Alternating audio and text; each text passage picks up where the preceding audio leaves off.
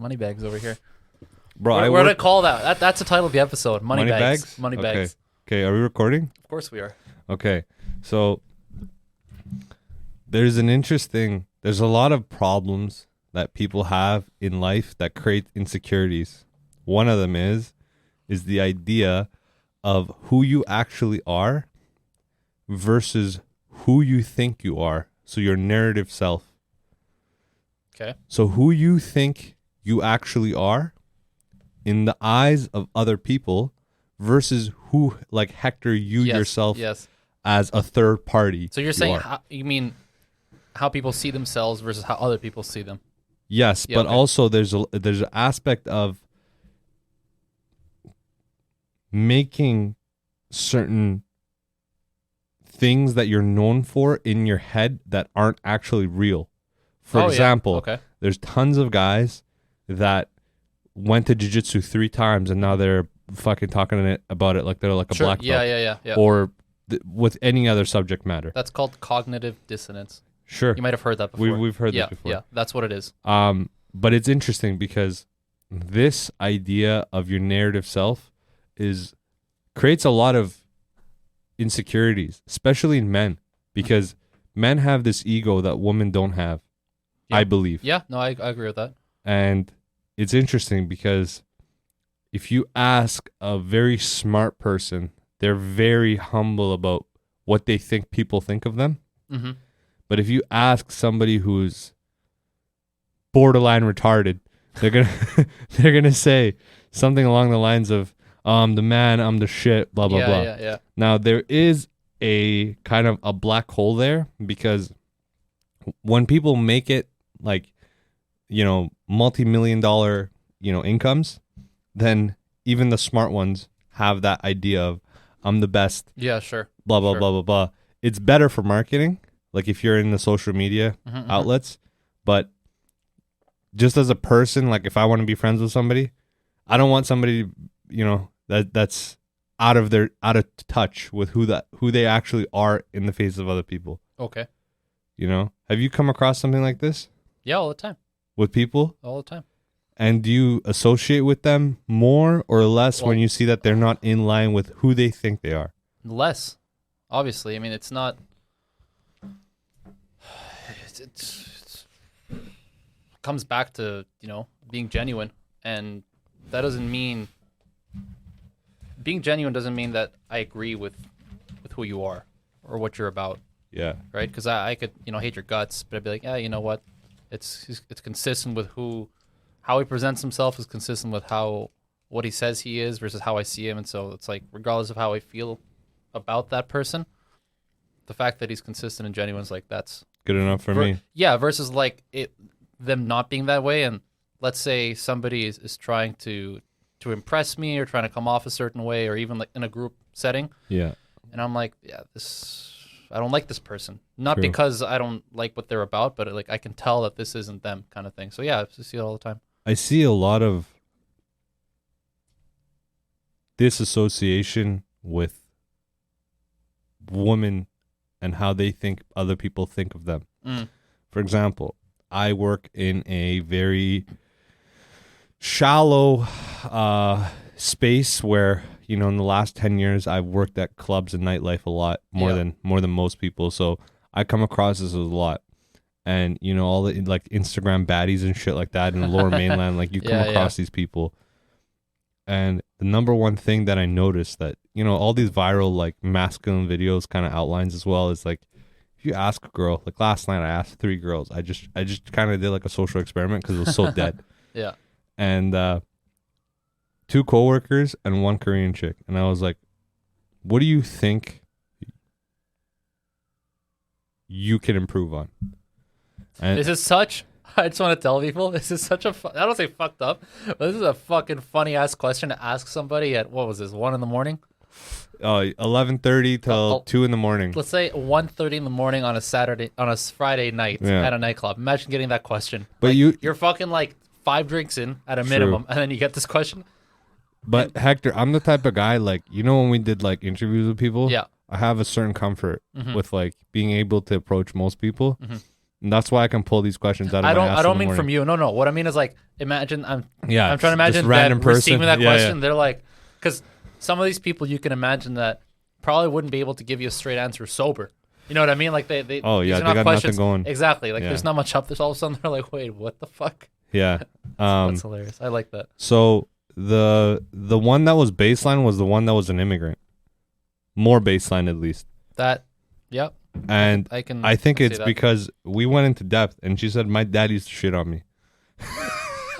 She's like, my dad used to just put me in a, like, literally put me in a verbal fucking chokehold and like tell me what I'm fucking up on, That's hilarious. and just directly de-insulate my fucking securities and just make me insecure about the smallest things that I wasn't even insecure about. He kept it real. Yeah, and I was like, man, you know what? If I have a daughter, which is kind of worst case scenario, Yeah, you gotta do the same. I got to do the same. Yeah, for sure. I got to do the same, because the same way we got to keep track of men, we got to keep track of women, man. Because if we get them to be out of their mind, like just super confident and shit, oh, love my body, love my shit, all that shit, like there's a threshold for that. Mm-hmm.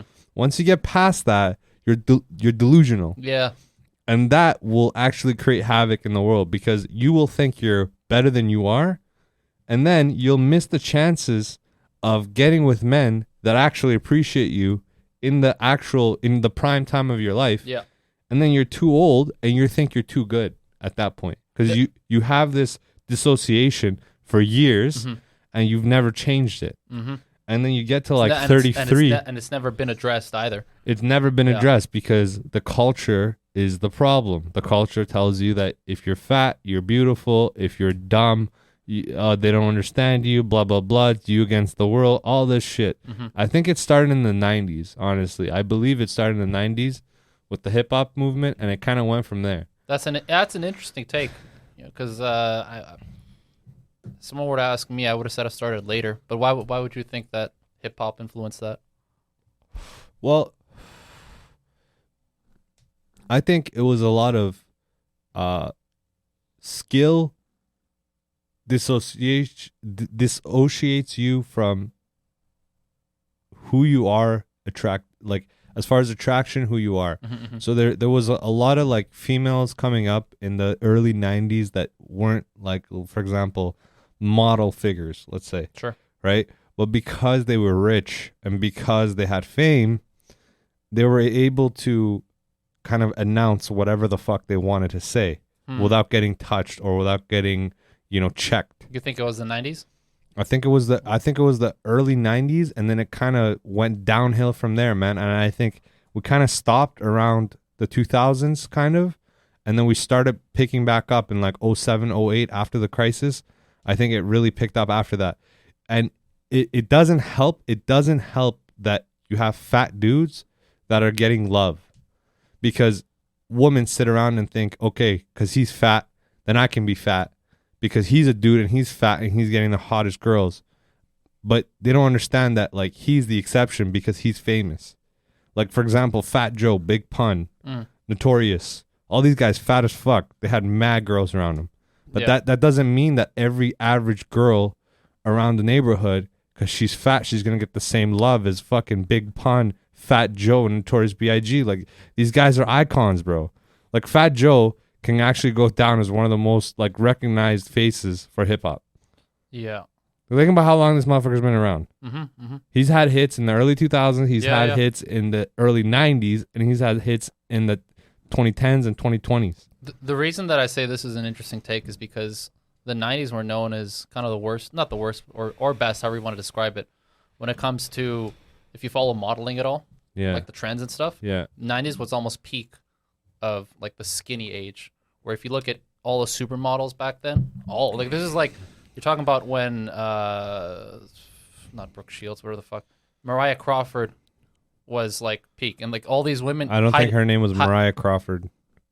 I think you're fucking up the first name, but keep going. I'm off on the first name. Heidi Klum, Naomi Campbell. We get it. All these like famous, models. Yeah, no, but these are like the original supermodels. Because before that, you were just nobody really knew your name. Like nobody knew. If you modeled, you modeled. That's fine. But you weren't recognized worldwide. And then And then the 90s came, 80s, 90s, and then these girls were the peak. But the thing is, the body image back then was that skinny is in, thin is in. So it's interesting that you would say that because the 90s were kind of known as that time where. Now this is my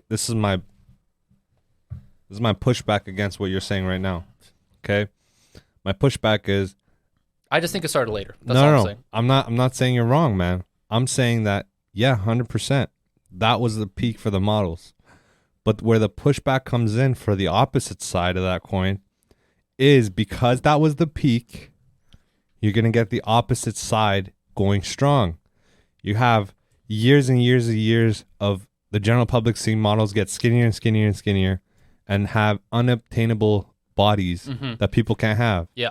So the movement of people saying, no, I am fat and I am beautiful is going to start at the peak of the opposite side.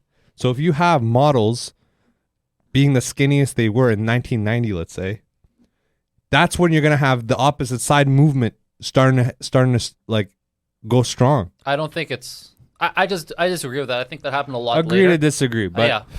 I just think that even Tupac had songs like, yeah, you're beautiful, blah, blah, blah, like talking about like fat chicks and shit. And I'm just like, not just fat chicks, just like girls that don't deserve recognition. Just like men that don't deserve recognition.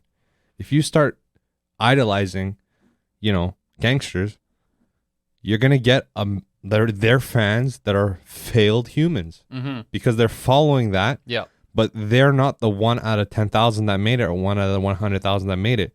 They're one of the millions that didn't make it but acted like they're idols.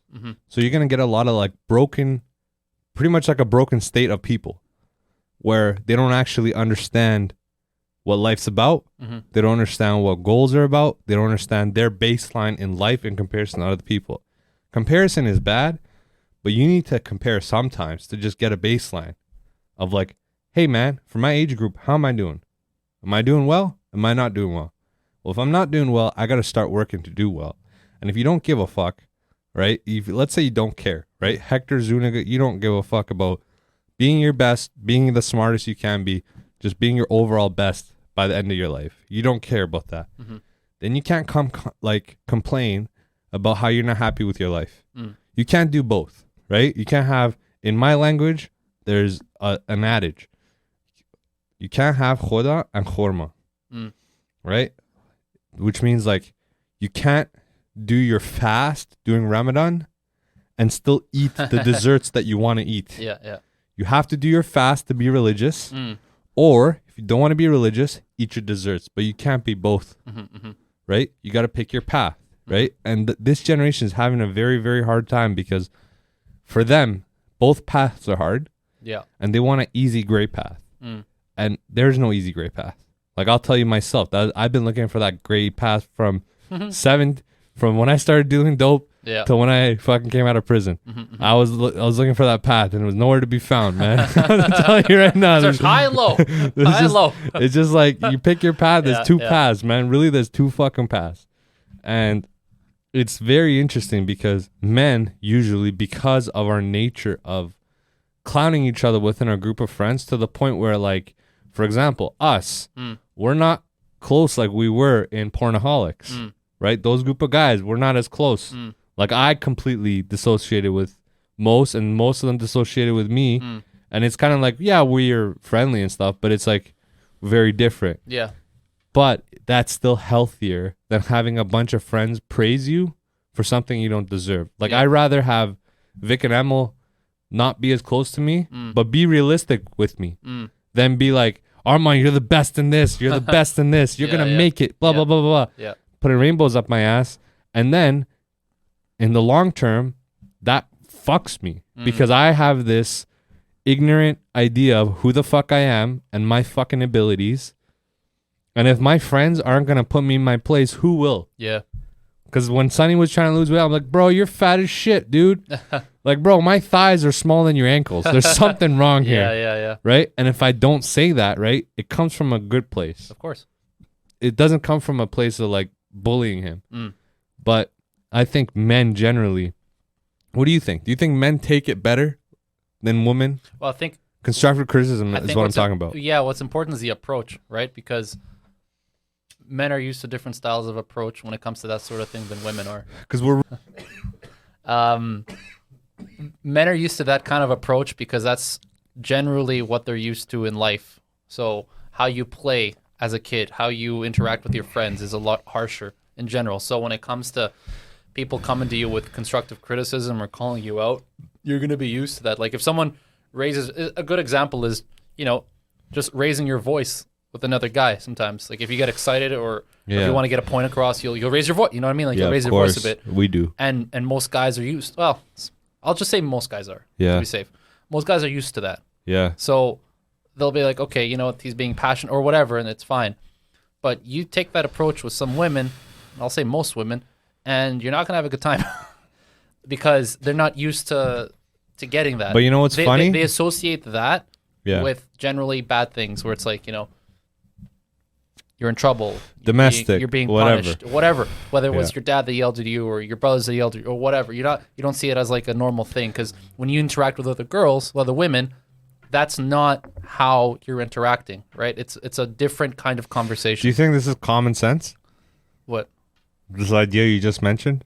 What, the approach? Yeah. No. How women act and how they talk to each other versus men act. Well, are you surprised? I wouldn't say it's common sense in the way that everybody knows about it, but for someone who is, realistic, yes. Okay. I would say that it is. Let me tell you something. This guy in prison named Charles broke this down to me. Okay? And he was this old cat, right? Mm-hmm. Super old. He was going to be, he was serving 3 life sentences. So he was going to be in there for forever. Yeah. And he was saying, pussies act like pussies. As you look for the answer of life, you realize that when you get a portion of the answer, you realize that the answer that you're looking for isn't the answer that you think. It's just common sense. Like being able to have good sensory observations is very crucial in life, I believe. Be able to read a room, be able to understand and gauge yourself as far as like how good you are in things like we just talked about. And it really sets you on a better path than, like, for example, just hyping up your friend. Yeah. Because I think women are slowly starting to understand that them hyping up their friends isn't the best idea. You're not being a good friend by hyping up your friend for no reason. Yeah. Because then it just what happens is there's inflation. Right? There's inflation. Every time you hype up somebody, your hype ups don't mean the same thing. Your compliments aren't as important.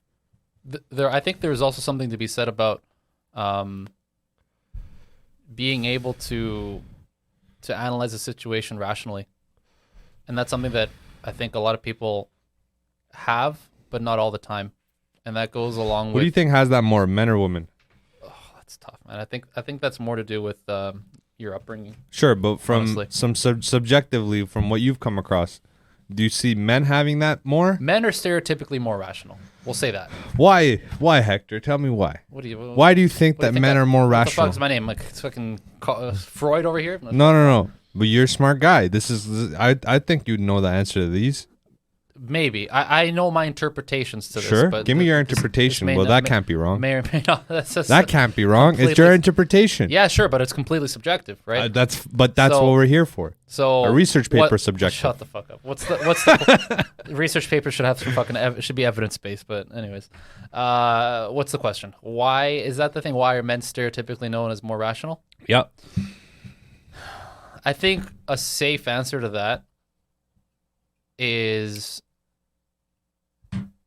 in a very basic sense, when you go back to basic human function, men have always, or have usually been looked to be seen as problem solvers. Whether or not they're the best or not doesn't actually matter. Yeah. But they've always been looked to be problem solvers, whether it's in a conflict, whether it's in a period of growth, whether it's whatever it might be. Do you think this ties in with their hormones? No. Not at all? No, not at all. I think a lot of it to do is like physical strength is huge for sure. So if you think about it, if you break it down to like earlier human times, when you had a group of people, let's call it like 20, 50 person tribe or something, right? Yeah. The person who's going to be listened to the most is either going to be the strongest or the loudest, or both, right? That's typically how it goes when you're not. If it's not a communal situation where everyone's like thinking like, all right, let's everyone like have your voices up, it ends up being the strongest or the loudest. And so that generally, especially earlier on, tended to be a man. And he usually was the strongest man because it's like if the other guys disagreed against that guy, well, now we're going to fight. And then whoever wins is now the strongest voice. Yeah. So a woman is going to be hard-pressed to get into that situation because what? If she fights, what's going to happen? Well, no, you're going to get your shit kicked in. So that's not happening. So the only situation in the early times where women would be listened to in that way is like if everyone's like, all right, let's hear everyone's ideas and blah, blah, and then all of a sudden... Because there have been over time, there have been women rulers, but those are specific situations. It doesn't just happen, right? And so I think that's partially why. Like if you break it down that way, it's because like coming back to that, men have generally been seen as the problem solvers for better or for worse. Yeah. And I think that kind of carries to today, which is why people stereotypically, right? Like if you go to a family that's like your classical family, right? Mom, dad, couple kids. Yeah. If you're having and think about when you were a kid, when you were real, not like an actual kid, like let's say from 5 to 10 max. If something happened at school and you were feeling really scared and you didn't know what to do, who would you go and ask? Typically, that's going to be the dad. You're going to go to your mom for emotional support because, you're crying, whatever. But if you want to solve a problem, you're going to go to dad. Normal kids, yes. Yeah, that's what I'm saying. In like your normal traditional, setting. like Traditional everything's, setting. Exactly. There's no abuse one way or another. Everyone's like fine, whatever. That's what you're gonna lead towards that. Yeah. And that's not to say your mom doesn't have good advice because your mom probably does have good advice. Yeah. But when you're a kid, you're not thinking that rational yet because your brain isn't developed that far. So you're going off of like when you were a baby, when you were crying and shit, you wanted your mom's tit. You know what I mean? Like you want the comfort. You want food. Pause, yo. No, for real. You want food. Yo, pause. Because you're hungry, or you want love. So when you're a kid, like you can't vocalize anything. So you're crying. It's like, all right, feed him or love him. Yeah. That's basically it. It's not, you know what I mean? Like, yeah. And so then when it comes to that, those are generally going to come from the mom. That's the nurture side. Yeah. And then later on, when the kid starts developing more, well, then yes, it's going to start asking questions, talking, and then it's going to find out that dad feels secure, right? Like if something happens, like, oh my God, Dad, I'm so scared. Mom's going to be like, go to Dad. Dad will take care of it. And so I think part of that is why people will carry that through to them later on in life. When they start dating, they're going to start seeing, and because this goes with girls with and without daddy issues. Yeah. Right? Girls, the girls with daddy issues are even worse. Yeah. Because then they're going to look to men in their dating life to give them what they never had out of their dads. Yeah. Security. Same comfort, with men with mother issues. Exactly. 100%. Problem solving. Whatever things that you never got out of your dad, you're going to always look to get that in a guy. Yeah. In a guy that you're dating. Yeah. For sure. But if you did have that, if you had a healthy relationship with your father, if you're a woman, then you understand what a good man is. Exactly. And you start looking for that in a man. So, it goes both ways. But generally, what your vision of a good or a bad man is from your dad comes from your dad, and it carries forward. And vice versa. Exactly. So I think that's generally why. When people start becoming a bit more introspective about this sort of thing, then they'll be like, oh, you know what? Yeah, I guess it's possible that, my mom was probably right over my dad, and like my dad could have provided better emotional. Like then you start to configure. Yeah, then you start to break it down a bit. But before you get introspective, you're kind of going like baseline off of these very simple things, right? That you feel. So at face value. That's my take on it, anyways. What's also interesting is this culture has made it very interesting to date in Canada, and the only reason that I have some insight to what it is in other cultures is because I'm still very bound to my own culture. I've always tried to stay bound, just like understanding the languages and keeping in touch with it so I don't lose it. And it kind of makes me who I am, right? My ideologies, my thinking, my choices. But what is interesting is that in Middle Eastern culture, if you're interested in a woman, what happens is you have to be at least, in my part of the city, you have to be from at least 17 to 20. You have to be able to provide, Okay. at least provide, right? So there's no dating before that. There's no such a thing as dating. Yeah, there's no such thing as dating. There's right? no such a thing as dating. Yeah. I mean, it's a modern thing that's coming up now. Yeah. But the whole Islamic religion has made it in a way that you have to kind of abide by the rules because most people do. What about pre-revolution? Different, right? very different, but again, very conservative, Yes. Okay. right? It wasn't like, cocaine in Vegas. No, yeah, no, of course, but of course. it was there was party, there was alcohol, Sure. there's smoking, there's sex, there's all sorts of stuff, right? But again, the culture of Middle Easterns are fairly the same as cultures of most Asian countries, fairly reserved, Yeah. right? Versus the West, it's not the same. Like you're not gonna, even today, it's very far and few between where you find people on OnlyFans. In Asia, there's even though there is for sure, absolutely, they're not the rule though. They're the exception. Versus here, it's 6ix9ine broke up with his girl, and fucking the day later, she had lipstick on her ass cheeks saying, "Come see me live," blah blah blah. It's crazy, bro. It's crazy. I think we've hit a serious problem where, I know I'm gonna catch so much hate for this, but I really don't care. We've hit a serious problem where we're starting to normalize sex workers out in the open like this, where it's like, girl is still 18, brain's not fully developed yet.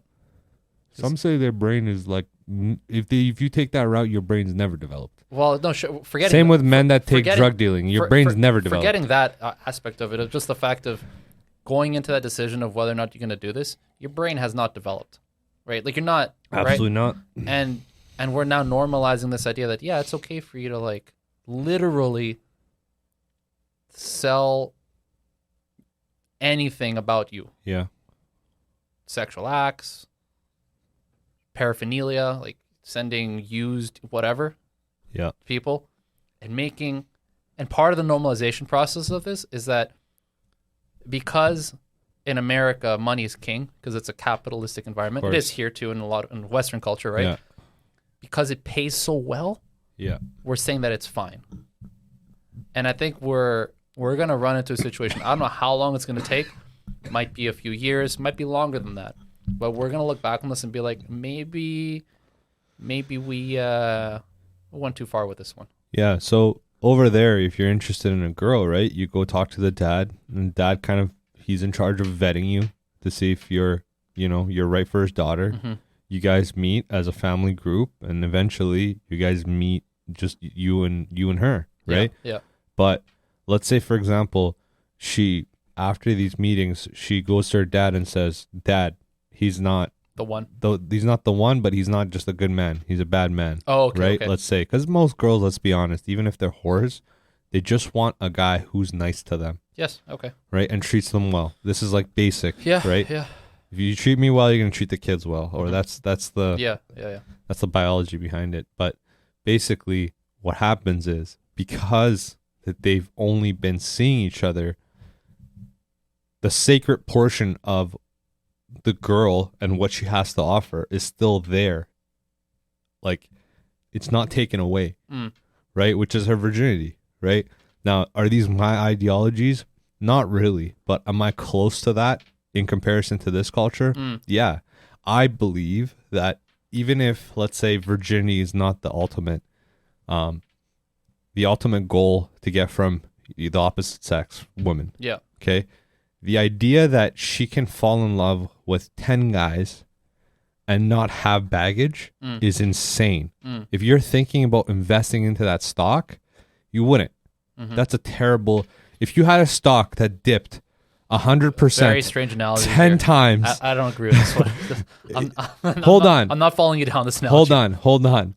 Hector, imagine Bitcoin went from 80,000 to zero, to 1 penny. You're not getting okay. This one, 10 times. I'm not going in this one with you. No. Let's just do it like this. Because I don't agree with the analogy. I can't, man. Okay. I'm sorry. Fine. Let's do it like this. Okay. How many stock have we seen on average that has dipped 100% and has come up again? Let's just ask that question, because that's not a polarizing question at all. That's just saying how many stock. You can make your point without making a stock analogy. Sure, but what I'm saying is no stock has dipped to 100% below what it was and then came back up again. Actually, that's wrong because a lot of them have, but all right. Tell me one. Basically, all of the stocks that crashed during 2008. No, but they didn't dip to zero. Yeah, some of them dipped to like pennies almost. Some. Yeah, like the financial, like the ones. But what are those worth now? Like way more than they ever were. Okay. Yeah. But they still have baggage. And by baggage would be what this means is they are not where they could be. No one can say that. Oh, no. But you can. No one can. If there is no dip, then that you're always rising. No one can say or that. You're stable. Right? You're either stable, you're either the same. You can't do that in stocks, though. That's the problem, right? You can't say, like, oh, it would have been higher, coulda, shoulda, woulda. You can't do any of that in stocks because that's like saying that you can time travel and you know what's going to happen if you change certain events. And all. You can't do that, right? So but it's a fair presumption. For you, it might be, yeah, right? But it's like, we're here. My ideas I understand what you're trying to say. The analogy destroyed it, but what I'm saying that's is what I'm saying. Should not have gone that path. No. It makes sense to me, but it might not make sense. It makes sense figuratively. It doesn't make sense. I know what you're trying to actually say. And honestly, you shouldn't have even used the analogy. You should have just said what you're trying to say. So the girl's always going to have some baggage. Now, for me, I believe I've met girls that didn't have baggage, that had 3 to 5 body count. Sure. Right?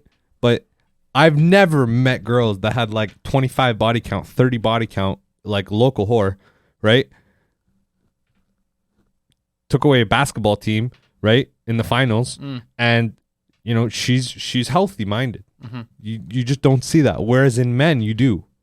Now there is a portion of men where when you do that kind of lifestyle, it's hard to backtrack into a regular life because you're used to these habits of like cheating on women. Like that doesn't bother you, shit like that. I think what you're saying actually gives just kind of gave me not like a light bulb moment, but just clicked something in my head. This idea that people can have, multiple sexual partners to a high degree, like you've just mentioned. Yeah. And then there's people that happen, whether it's been 1, 2, 3, whatever your threshold for low is. Yeah. I don't fully agree with the idea that when people are like, oh, she's for the streets or, blah, blah, or they throw this language out that basically devalues the woman as a human in the sense of like, oh, you've had this many sexual partners where you're not like, you're trash or whatever. They start really trashing on this person. I don't agree with that, but why did they trash us when we're broke? Hold on. Well, so first of all, that's a totally different conversation, but all right. Let me finish this first. I'm going to lose the train of thought. I don't think it's realistic either for people, man or woman, to go down this path because it's like what's the thing? Humer? What the fuck? Ham khoda, ham khorma. There we go. We're gonna take a sound clip of that. Yeah. And we're gonna replay that. I don't think it's realistic for people to start going down that path of multiple sexual partners, and for whatever reason, right? Whether you've had multiple sexual partners. Whether they've had, first of all, pause, man. My body count's like in the single digits. Still. Yeah. No, I'm saying, but still. What do you mean? You've had multiple. Yeah, but what I said, there's like people would have different thresholds for low. So for some people, it's like, no, my cutoff is 0. It's like, all right, well, what are you? You're fucking super religious or what? Or my threshold's 5. Whatever the threshold is for low, everyone's gonna have their own, right? And so that's between them and the potential partner they're looking at being with. You got to figure that out yourselves. But what I'm saying is, whether you have multiple or whether you have low, you have to make that choice really early on. Because I don't think it's realistic for people to start, doing whatever lifestyle they get into. And they're like, you know what? Let's take the example of, multiple sexual partners and like at a high count, right? Like you're just, like you said, the local whore. Okay, we'll use that example. And all of a sudden, girl has like a light bulb moment. It's like, oh my God, I really need to find a guy that will treat me well. And I need to straighten out my life. Like whatever. Like there's this moment like, oh my God, I need to clean up my act. Unfortunately, you've already made a choice. You've already made that choice by the actions that led you to this moment. Now, that doesn't mean to say that you are unworthy of living and you shouldn't have a fulfilling life. Nobody said that though. No, well, no, some people do, man. Some people do. Some people are fucking harsh with this shit. So I'm like, I don't fully agree with that, but I don't think it's realistic to turn around and say like, you know what, I'm gonna like change my life. And it's like, no, because you've already made that choice. You already lived that. So if you didn't want that, you should have figured that out earlier, because to then come back, you can't undo some of these things, right? Yeah. So you can't go back in time and like undo all those actions that led you to this moment and Get say, a you know tighter what, pussy. I want to go to the other path. Yeah. So, and it goes likewise too. People that, you know, are going to be in committed relationships and they're going to be like, no, you know what, I'm going to be faithful. I'm going to listen. You can't then go and start doing other things and then wanting to come back. It's like you can't go and cross these paths. They go different directions. What happened to being a good-hearted Catholic or Christian, forgetting and forgiving? What do you mean? Some people don't believe in forgive and forgive, by the way, that are Christians. They believe, like, some of them are like hardcore, like, no, you're going to hell, motherfucker. True. I just think that if you're men or women, I think men are less susceptible generally, but To men what? to being in committed relationship after living a life of being a dog. I wouldn't say that. Yeah, because I've had many interactions with You slept with a lot of men? girls that are in my number range, and none are even close remotely, and that might be a subjective data for sure, but not even remotely. Like, we're talking like 50 to 100 people that I've come across that have the same kind of numbers I have, and that doesn't mean that it's me, but like I have friends that are very similar to me and very like-minded as well. For example, a couple of them have been on the podcast. Sure. And I wouldn't say that we think exactly alike, but they're sound individuals generally. Whereas if I brought these girls on, within 15 minutes, we'd have a fresh and fit. Right. So it's I think generally the idea that you can bounce back even as just humans from living a life of like fucking a bunch of people and shit like that and having like a very open lifestyle, that might be for you, but it's very hard to bounce back, like a old habits die hard type of thing. No, I'm saying you can't.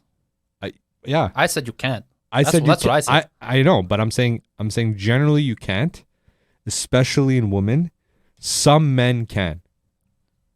Sure, Some men can. They might be able to change their minds, but I'm saying is you can't, because it's done.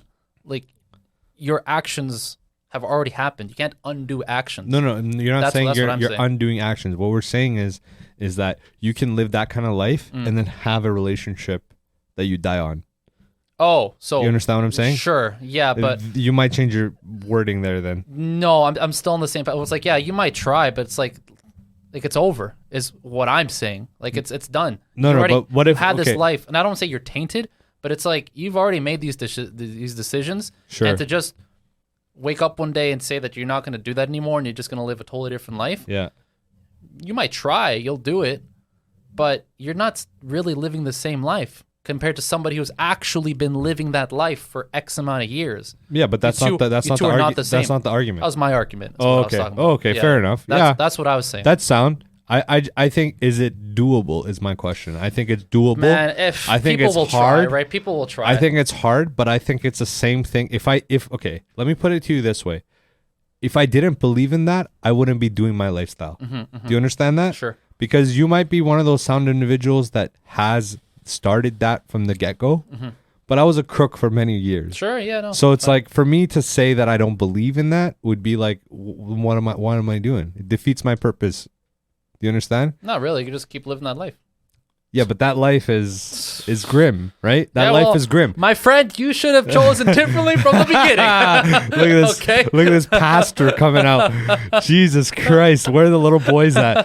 Fuck. Should have done it differently from the beginning. Where are the my nuns friend. at, man? That you Okay, anal at nighttime. You had how many years to get to this point? But what I'm saying is, I think it's doable even for men. I think once you're in the halfway mark of your life, so let's say if you live a good 60 years, at the 30 mark range, is if you haven't changed by the 30 mark range, very difficult to change. Now, am I saying that you can't learn anything past 30? No, you can. Yeah. But being a different person entirely is very difficult because interesting. people generally don't learn from their People are generally problems. consistent in life. If you've noticed, as much as they might change and stuff, people are generally consistent with a lot of their habits. Yeah. They might, try and adjust and veer and change, but people are generally consistent for so many reasons. That's why when I meet people that are they've kind of laid back and done some fucky shit for a while, Yeah. and then they're trying or they have, they're in the process of, or they've already done the switch over where they're like real respected people Yeah. in society. I like not a praise, but I'm very I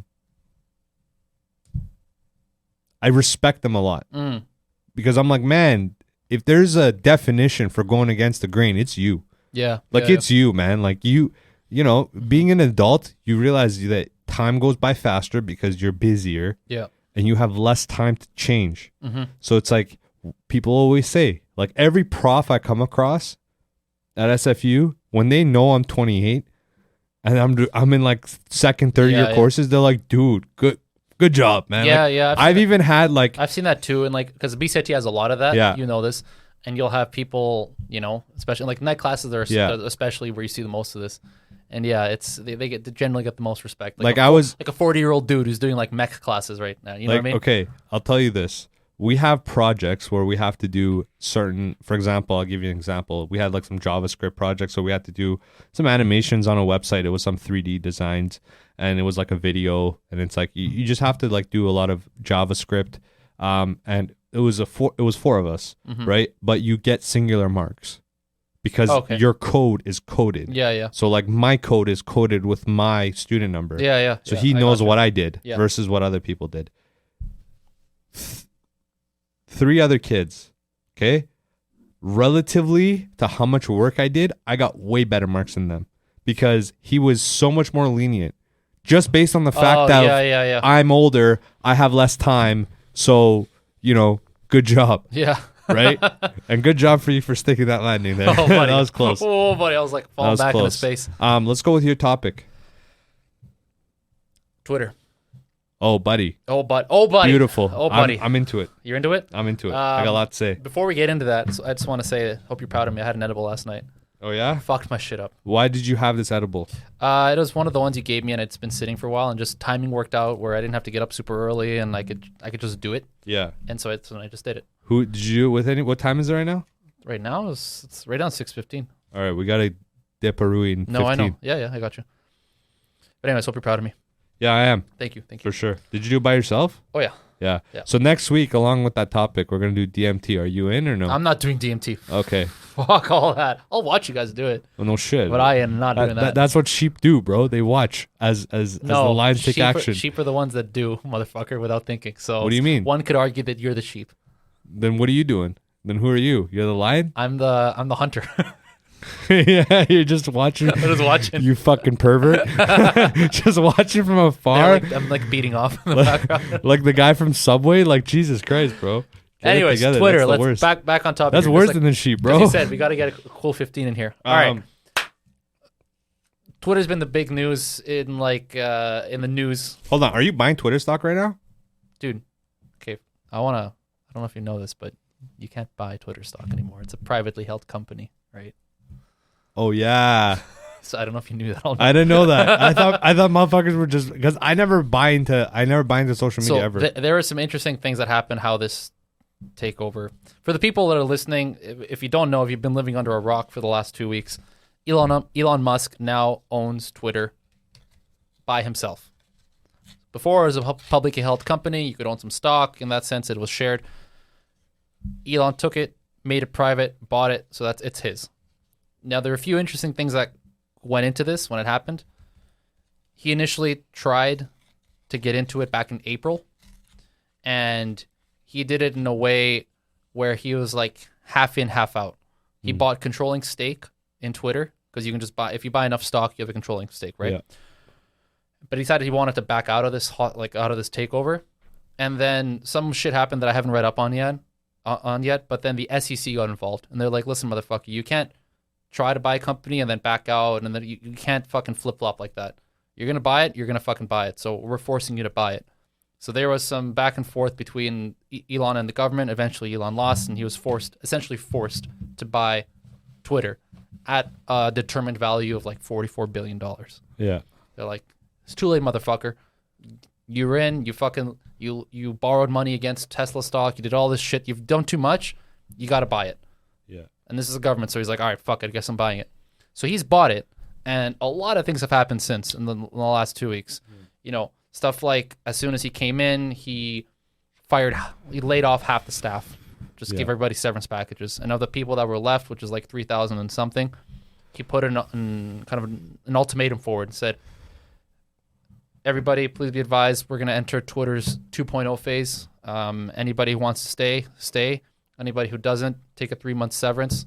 Some conditions here are going to be you have to work your ass off as much as I tell you. Probably 12 hours, 16 hours, basically whatever the fuck I say.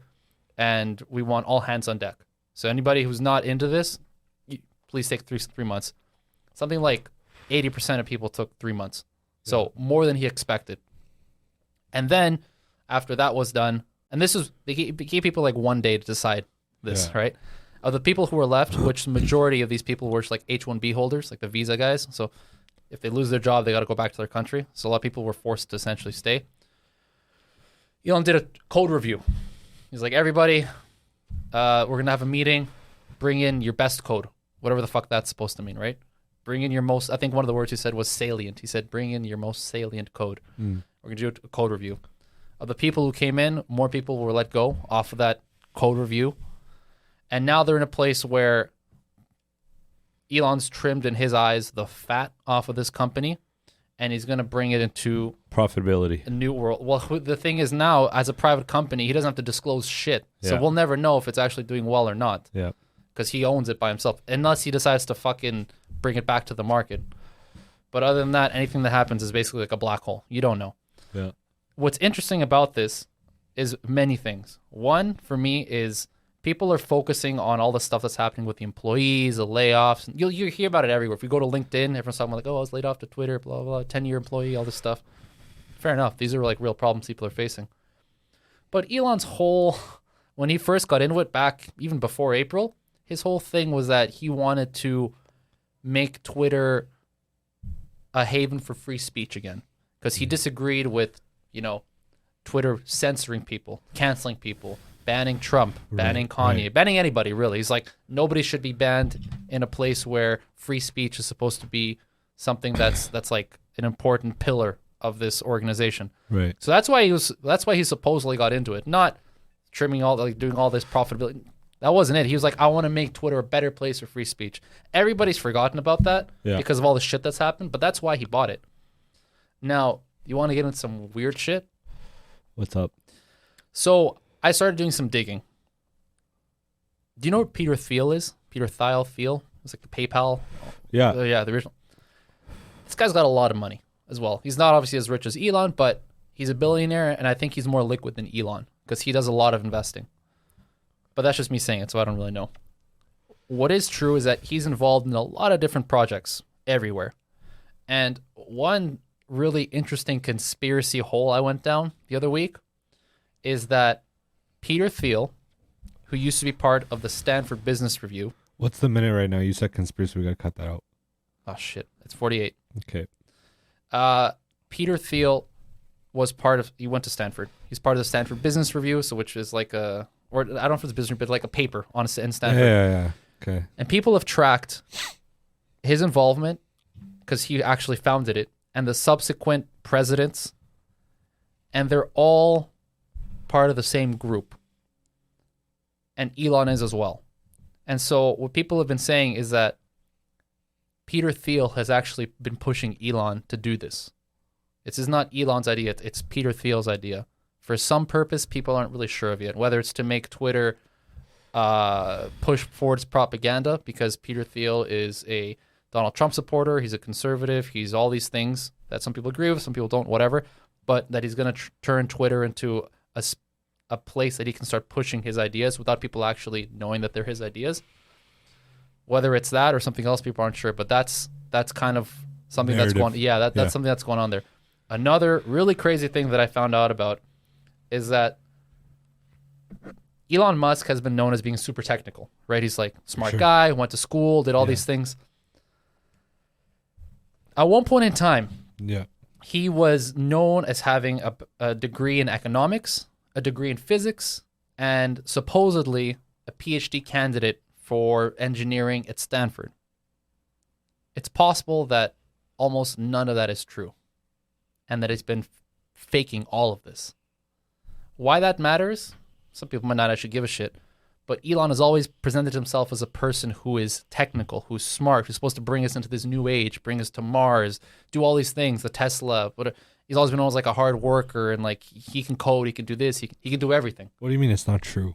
Like, do we now have documents? Okay, so here's where it make gets this quick. crazy. Let's make this sure, quick. Sure. Here's where it gets crazy. Elon's been sued a couple of times Okay. because he had some companies that he founded that he got sued for. One of them was Zip2. One of them was actually Tesla. He bought Tesla off somebody else. Yeah. And that person that he bought it off, he pushed out of the company. And that person ended up suing him. Well, when you sue somebody, you end up basically digging into their entire past with documentation to find out what's true and what's not because you want to discredit them, whatever you want, right? In these lawsuits, his education was dug into. University of Pennsylvania, Stanford. At Stanford, there's no record of him being accepted as a PhD candidate anywhere in any of the years that he claims. Okay. Pennsylvania, he has a degree for Bachelor of Economics, but his degree in physics isn't actually a degree in physics. His second degree, literally on the certificate, just says bachelor's. Doesn't say physics, just says bachelor's. And if you go into the graduating class of 97, 95, whatever the fuck he said, if you go into that graduating class, the universities will always publish congratulations to the class of blah, blah, blah for this area of study. If you go to the physics section, Elon's name is not there. It's like 10 other people, but it's not Elon. So it's possible that degree was also faked.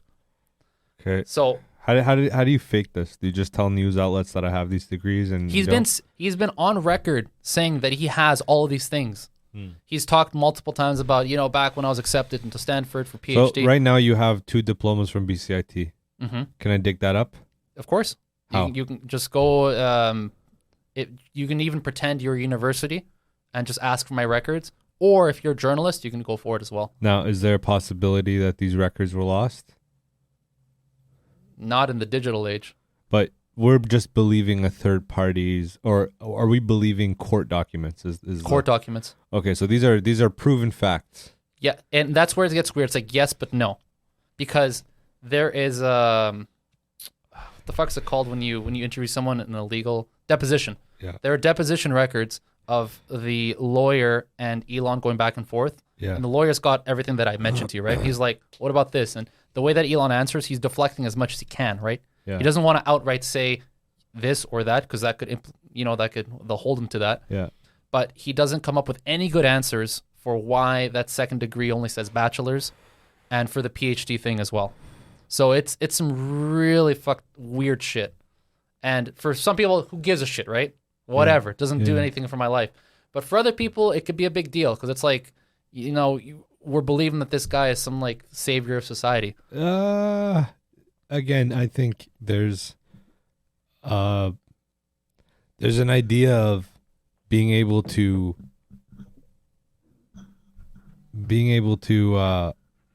change your understanding of the world or understanding of systems based on going to school, and there's an idea of you can be self-taught. Yep. If this man is self-taught, whatever. If he's a puppet being controlled by a puppet master, whatever. All you can do is this. This is interesting for sure, but does it take away from his so what called, I guess, value what he puts into companies, or so what it seems he does? That'll be up to debate, right? That would be up to debate. But yeah, that'll be up for debate. I think it doesn't, because I'll take this aspect of if a face can make a company valuable, he can be controlled by an entity or many entities or a person or whatever, but the actual skill is done by him. He can drop the ball. right? And yes, he's dropped the ball a couple times, but who hasn't? You know what I'm saying? His accomplishments are his accomplishments. Like if I told you how to run Tesla today, are you going to know how to run Tesla? You have to fake it pretty well. Like, you know what I mean? That in itself is a very big skill, man. Like, let's say this guy's full of shit. Well, that's the weird thing, right? Is that this kind of thing, your credibility being hit for something that should have been so basic and so early on, will start to create doubt for people for your later supposed accomplishments. Because then people are like, oh, did he really run Tesla like you say he did? Yeah. Did he really run SpaceX like he did? How involved was he really?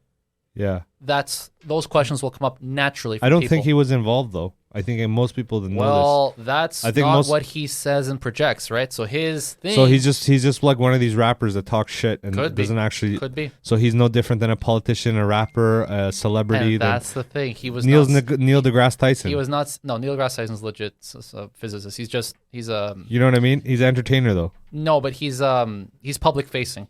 Right, like that's his whole thing. He's trying to bring science to like the public forum versus like the guys who actually have to spend 80 hours a week in a lab. They can't go and try and explain their shit because they're busy doing it. Right, you always need a guy to be able to explain that kind of stuff. So, but generally, what I'm saying is, public figures aren't the smartest or the brightest. They're the public figures. That's their job is to run the fucking logo, bro.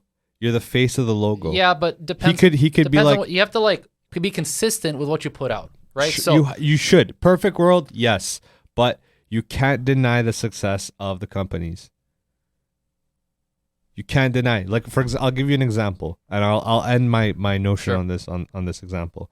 If you told me all the information in the world, I wouldn't be able to process it. Sure. So I can't physically do anything about it. Do you understand what I'm saying? Like if I knew all the information in the world, how to solve all the problems in the world, I wouldn't know where to start. Yeah. Okay? Running a company or multiple companies is the same idea. You don't know where to start. Now, the interesting part of this so what idea, what you're saying of Elon, is that you could say, is Peter McNeely? Who's that guy? Peter Thiel. Peter Thiel. He is the actual mastermind. Yeah, could be. Like, and that would be that's like off of like a couple hours of reading. Yeah, that would be the interesting. Yeah. Right. That'd be the interesting narrative. But regardless, is what I'm saying is this guy, regardless of his accomplishments as far as an educational base, it makes it even more impressive that if he's been faking it this whole time, this guy's a great fucking actor, bro. He is a fantastic actor because very smart people come across Elon and most of their interpretation of a guy like that is like, this guy is brilliant, right? Now, if you can just act brilliance, you are the best actor all time brilliance, because in real life, like as in a script, you might not come to the actual stat lines where you have to give answers to certain things, but in an interview setting where they're interviewing different parts of a machine or a Tesla or something else, and they're asking intricate questions, it's very hard to fake that as an actor because you don't know those answers. Like off the top, you don't have those answers. So whether he is accomplished educationally, what he projects is accomplished. So we have the education to get the actual end goal, right? The end projection to be able to run something. You can run whatever job in mechanical engineering, correct? Because that's what your educational base was. Sure. Now, wouldn't it be more amazing if you didn't have an educational base, but you had the same fucking information? Yes and no. Because what it does is a lot of people, you'll lose you lose a lot of credibility for that. Take away the fact that initially you said. Take away the fact that you initially took that. You can't do that. No. But because sure, I'm saying okay. If you could, then sure. But you can't do it though. Real world, yes, but that's the issue. But in actuality, if somebody could run something, like for example, a guy who did the bar but just studied for it. I understand what you're saying. That's insane, dog. But that's the difference between being upfront with that sort of shit and not. Because so he's a scumbag smartass. That's fucking great. Except it's not. I'll take a CEO for scumbag. A lot of people, because that will actually fuck you monetarily speaking too. For sure. Because that could tank Tesla stock, which it actually has gone down a bit. But not because of this, because this shit that I told you is not like mainstream yet. Yeah. it exists because it's out in It'll public come. court documents and stuff. I think this is getting pushed because this was probably under the covers, and we'll end on this. But I think this was pushed on because the whole idea of why he got Twitter, of having free speech, isn't what I guess you could say the bots want, man, or like what the narrative, the media right now in power wants. Nobody wants a private media entity to be privately known, have a private projection, and be this big. Yeah. So this could be one of those things that they're just trying to blackmail him on, like not even blackmail, just expose his ass on. Yeah. And it could be one of those things. So I think the best case scenario is wait it off, man, and see how the fuck this turns around. It should be interesting. It should be interesting. Yeah. Running a company with a skeleton crew, if he's actually doing 17-hour days, I don't give a fuck if he's an actor or a fucking educated fuck. That's difficult for anybody. I've worked a 17-hour day once, and bro, by the end of it, I want to put a bullet in my head. You know, rigging for 17 hours, go fuck yourself. Yeah. So like anything technical is worse, man. Yeah. It's a good podcast, bro. It was beautiful. All right, with that, back next week with some DMTs. We're out of there. Peace.